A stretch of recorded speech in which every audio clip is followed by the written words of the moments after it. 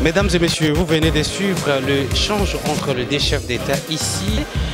Du lancement des programmes, des systèmes de passation des marchés.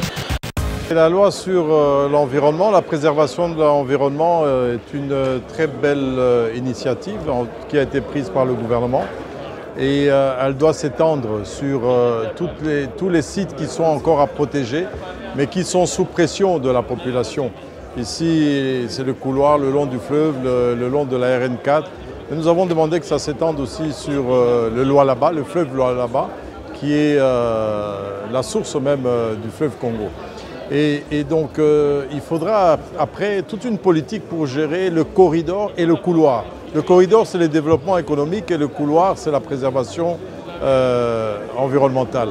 Sur la question de la dette et tous les engagements pris par notre gouvernement en matière financière, nous avons souligné l'importance de ce que ces crédits ne soient pas seulement à la consommation ou au paiement de ressources humaines ou des études, etc.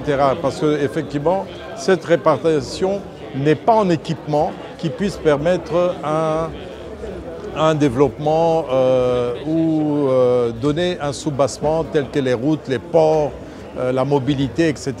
On a besoin de plus que ça. On ne peut pas mettre 800 millions de dollars dans l'agriculture et mettre 200 millions dans les routes. Il faut d'abord faire les routes et l'agriculture va se développer.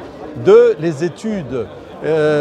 J'ai vu des études à des prix très très forts. C'est pour ça que j'ai préconisé à ce que le ministre fasse vraiment un état des lieux de la coopération et aussi des engagements financiers qui sont pris parce que nous payons, mais cet argent sert plutôt à des structures extérieures que congolaises. Donc c'est une dette, nous nous endettons, mais pour enrichir plutôt d'autres pays. Ça a été dit il y a des années, mais c'est ça le problème de la main tendue.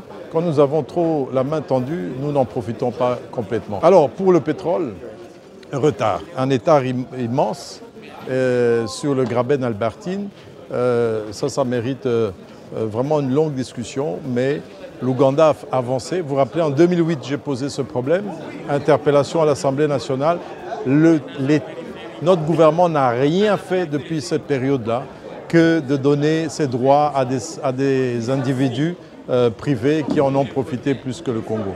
Nous avons reçu aujourd'hui le projet de loi modifié complétant la loi sur la conservation de la nature avec comme l'innovation la création d'une nouvelle catégorie des aires protégées à vocation communautaire, de réserves à vocation communautaire, et aussi dans ce même projet la création aussi du couloir vert Kinshasa-Kivu qui est plus de 500 000 km² pour la conservation qui fera de la RDC le plus grand pays en termes de conservation de la nature.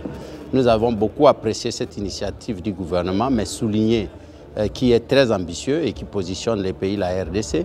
Mais en même temps, nous avons soulevé les défis et les risques que cette initiative présente, surtout en termes d'urgence de l'examen qu'on nous a demandé dans le Sénat.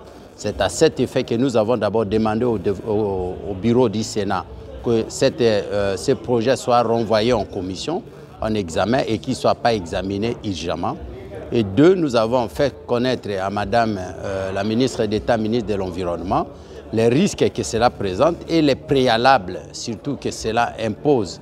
Les risques que cela présente surtout au regard des conflits actuels que nous vivons dans tous les aires protégées, que ce soit à l'Équateur ou à province orientale et surtout à Bassan-Koussou chez moi, entre les populations et les gestionnaires des aires protégées, les droits des populations qui ne sont pas respectés, les populations qui sont chassées de leurs propriétaires et les risques d'accaparement et de dépossession des terres et des populations. Et pour cette raison, nous avons demandé d'abord de solliciter du gouvernement d'abord un rapport d'évaluation de la première phase de la loi sur la conservation de la nature pour que nous puissions savoir exactement jusque-là qu'est-ce qu'on a fait, comment ça se passe, quels sont les défis rencontrés et comment on arrive à traiter cela. Quels sont les contrats qui sont signés jusque-là pour la conservation, combien ça rapporte aux populations et au gouvernement.